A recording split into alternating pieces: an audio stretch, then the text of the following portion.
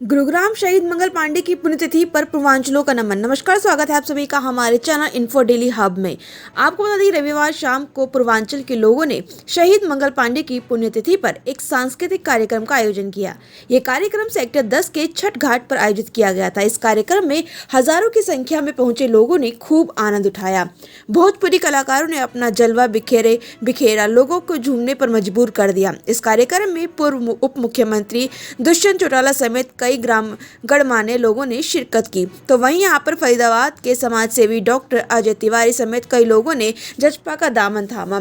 दुष्यंत चौटाला ने मीडिया से रूबरू होते हुए कहा कि बहुत जल्द जजपा पूरे हरियाणा में अपने लोकसभा उम्मीदवारों की घोषणा करेगी। तो वहीं पूर्व उप मुख्यमंत्री ने भाजपा पर हमला बोलते हुए कहा कि हरियाणा को गूंगे बहरे सांसदों की जरूरत नहीं है। आज भाजपा में पार्टी से बड़ा व्यक्ति है और 400 पार महज एक जुमला है, क्योंकि इससे पहले दिवंगत इंदिरा गांधी भी Indira is India is Indira का नारा लेकर उतरी थी, जिसमें वह खुद भी चुनाव हार गई थी और कांग्रेस की भी बुरी तरह शिरकत हुई थी। जाते जाते पूर्व मुख्यमंत्री इशारा कर गए कि जजपा प्रवासी प्रत्याशी पर दाव चल सकती है। जी, अब महज 1.5 महीने का समय बचा है लोकसभा चुनावों में। जजपा कब तक अपने उम्मीदवारों की लिस्ट जारी करेगी? नवरात्रों के अंदर पार्टी की पीएससी में लास्ट टाइम ये निर्णय लिया गया और शायद परसों से नवरात्रे शुरू हो रहे हैं, तो इसके बाद पीएससी की बैठक पार्टी बुलाएगी और साथ ही साथ अपने उम्मीदवारों की भी घोषणा करेगी। और मैं मानता हूं कि इस बार का चुनाव प्रदेश को एक नई दिशा राजनीतिक तौर पर भी और पार्लियामेंट के अंदर भी कैसे हरियाणा के विषय, हरियाणा की आवाज पहुंचे, उस सोच को भी आगे ले जाने का काम करेगा। आज गूंगे बहरे सांसदों की प्रदेश को जरूरत नहीं, ऐसे सांसदों की जरूरत है जो जाकर प्रदेश की आवाज को निडरता के साथ उठा पाए, प्रदेश की आवाज को ताकत दे पाए और प्रदेश को कैसे आगे बढ़ाया जाए इसकी ताकत के साथ जोड़ पाए। इस मुद्दे को लेकर हम आगे।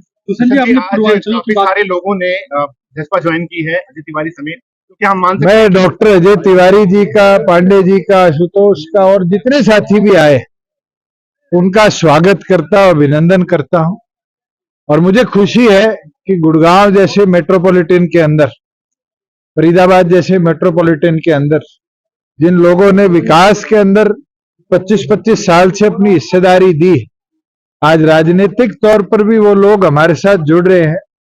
ये बहुत बड़ी ताकत जननायक जनता पार्टी को मिलेगी और आने वाले भविष्य के अंदर मैं ये मानता हूं म्युनिसिपल कॉरपोरेशन से लेकर विधानसभा हो, लोकसभा हो, आने वाले भविष्य में पार्टी संगठन को भी और ज्यादा ताकत के साथ हिस्सेदारी देने का काम। सर, तो मान सकते हैं कि क्या अजय तिवारी अब लोकसभा टिकट की दावेदारी में है? देखो, आज पार्टी में आए हैं, मैं तो ये जिम्मेवारी दी है कि प्रत्येक विधानसभा में जो इनका संगठन है, जो इनके साथी हैं, उनको भी पार्टी के साथ जोड़ने का काम करें और आने वाले भविष्य में क्या पीएससी निर्णय करेगी, तो जरूर इस पॉइंट को भी हम देखेंगे कि आज हमारे प्रदेश में जो लोग 25-25 सालों से रुके हुए, राजनीतिक हिस्सेदारी हमें भी कहीं ना कहीं उनको देनी चाहिए। आपने बातों बातों में इशारा किया, भाजपा आपकी बार 400 पार का नारा लगा रही है, आप क्या देखो, इंदिरा गांधी जी एक नारा देकर चुनाव में उतरी थी 77 में कि India is Indira, Indira is India. और उस समय इंदिरा गांधी स्वयं भी चुनाव हारी थी और कांग्रेस भी चुनाव हारी। और उसके बाद आज ये नारा है जहां पार्टी से बड़ा व्यक्ति है और 400 पार की बात करी गई। मैं मानता हूं बहुत बड़ी बात है और आप देखना कि आने वाले समय में इंदिरा इज इंडिया की तरह ही जनता इस चीज पे जवाब। इस मौके पर पहुंचे भारतीय प्रवासी परिषद के राष्ट्रीय अध्यक्ष डॉक्टर अजय तिवारी समेत कई लोगों ने जननायक जनता पार्टी का दामन थाम जजपा को मजबूती देने का काम किया। समाज सेवी डॉक्टर अजय तिवारी ने मीडिया से मुखातिब होकर कहा कि मंगल पांडे एक महान क्रांतिकारी थे। उनके बलिदान को नमन करने के लिए उनकी पुण्यतिथि पर यह आयोजन किया गया है। डॉक्टर अजय तिवारी की माने तो जजपा आने वाले समय में हरियाणा की नंबर 1 पार्टी बनने जा रही है। अजय तिवारी के मुताबिक आज के समय में प्रवासियों की कहीं भी सुनवाई नहीं होती और हरियाणा के विकास में अग्रणी रहने वाले पूर्वांचली या अन्य प्रवासी उस वक्त खुद को ठगा हुआ महसूस करता है जब स्थानीय लोग उसे महज कामगार और शराबी समझते हैं। लेकिन यहाँ पहुंचे हजार लोगों ने अपनी ताकत दिखा दी है और इसे देखते हुए पूर्व मुख्यमंत्री ने भी यह भरोसा दिलाया कि आने वाले दिनों में हरियाणा की राजनीति में पूर्वांचली लोग महत्वपूर्ण भूमिका निभाने वाले हैं। डॉक्टर के मुताबिक पूर्वांचल के लोगों को एक छत के नीचे लाने की जरूरत नहीं है, क्योंकि प्रवासी लोग अपनी ताकत पहचान चुके हैं। जी, सबसे पहले तो मंगल पांडे के बारे में बता दीजिए। शहीद शहादत दिवस समारोह का आयोजन आप लोगों ने किया था। मंगल पांडे जी हमारे भारत देश के प्रथम स्वतंत्रता सेनानी थे और मंगल पांडे जी का अपना एक बहुत बड़ा अस्तित्व रहा इस भारत देश में। जिस जगह भी उन्होंने संघर्ष किया इस भारत देश में, हरियाणा की धरती पर भी उनका मंगल पांडे जी का अपना एक योगदान हुआ करता है। तो उनके शहादत दिवस के पूर्व संध्या पर यह प्रोग्राम रखा गया, जिसमें दुष्यंत चौटाला जी को मुख्य अतिथि बनाया। सुनने में आ रहा है कि लोकसभा चुनाव लड़ने की आप तैयारी कर रहे हैं। ऐसे दुष्यंत चौटाला ने कहा कि पार्टी को पहले मजबूत कीजिए, उसके बाद टिकट के बारे में सोचा जाएगा, या पार्टी के जो उच्च स्तरीय नेता है वो इस बात पर डिसीजन लेंगे। मुझे खुशी है कि आज गुड़गांव के अंदर नहीं, हरियाणा के अंदर हमारे पूर्वांचली भाइयों का जो ताकत खो चुके थे, आज हमारे पूर्वांचलियों को, हमारे प्रवासी भाइयों को यहाँ की थाना, यहाँ की पुलिस या यहाँ के नेता ये कहते हैं कि ये नौकरी करते हैं, शाम को खाना खाते हैं, दारू पीते हैं, सो जाते हैं। लेकिन आज उनकी ताकत को देखते हुए दुष्यंत चौटाला जी जैसे व्यक्ति ने जसपा पार्टी, जो नंबर 1 पार्टी होने वाली है भविष्य में, देवीलाल जी भी कभी नंबर 1 कहा करते थे, नंबर 1 हुआ करते थे, उन्होंने इस बात का भरोसा दिलाया कि जिस तरह से प्रवासियों का इस हरियाणा में विकास में योगदान है, तो निश्चित तौर से पार्षद, एमएलए और एमपी में योगदान होगा, और जो आगे बढ़ेगा उसको आगे बढ़ाएं। डॉक्टर साहब, सारे में दुष्यंत चौटाला ने कह दिया कि 10 दिन का टाइम दिया है कि गांव-गांव जाइए, बूथ स्तर जाइए, पार्टी को मजबूत कीजिए। तो पूर्वांचलों को एक छत के नीचे लाने के लिए क्या? देखिए, पूर्वांचली को छत के नीचे लाना का कोई जरूरत नहीं है।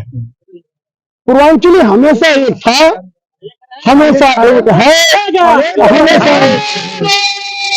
इतना है कि पूर्वांचली अपने बच्चों के पेट पालने के लिए, अपने माँ बाप के लिए, अपने परिवार के लिए रोजी रोटी कमाने के लिए आता है और काम करके डरा सहमा रहता है। लेकिन अजय तिवारी जैसे अगर 9 विधानसभा में अजय तिवारी हो जाएंगे तो गुड़गांव में किसी को दबने की जरूरत नहीं पड़ेगी।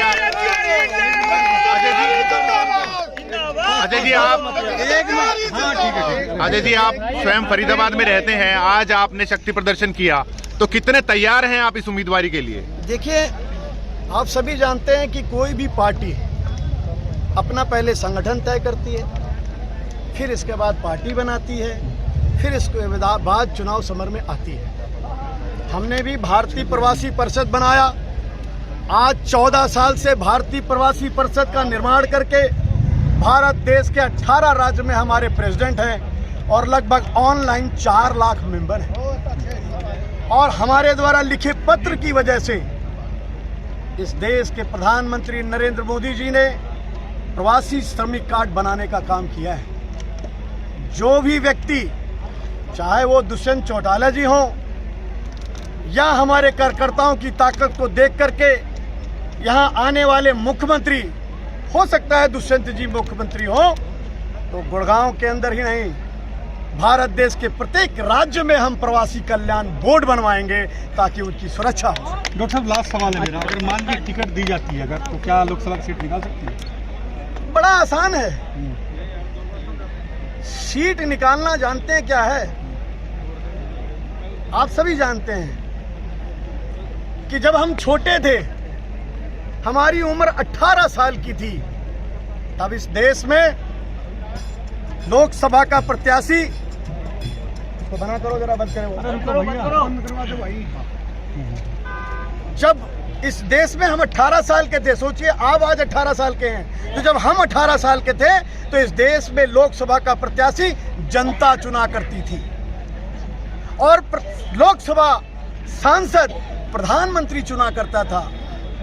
दुर्भाग्य है इस देश का कि आज जनता सांसद नहीं चुनती, प्रधानमंत्री सांसद चुनता है और सांसद घर पे सोता रहता है। हजारों की संख्या में पहुंचे लोगों ने लोकसभा की तैयारी कर रहे डॉक्टर अजय तिवारी का हौसला बढ़ाने के साथ साथ जजपा का कुनबा भी बढ़ा दिया है। ऐसे में आने वाले लोकसभा चुनाव बड़े ही दिलचस्प होने वाले हैं। हालांकि इतनी भीड़ होने के बाद भी सुरक्षा कर्मी नदारद रहे हैं। आयोजकों ने यह आरोप भी लगाया कि जिला प्रशासन से कार्यक्रम की परमिशन लेने के बाद भी सुरक्षा के नाम पर वहां कोई भी सुरक्षा कर्मी मौजूद नहीं था। फिलहाल के लिए इतना ही। ऐसी तमाम खबर जानने के लिए जुड़े रहे हमारे साथ। तो जाने से पहले चैनल को लाइक, शेयर एंड सब्सक्राइब करना ना भूलें।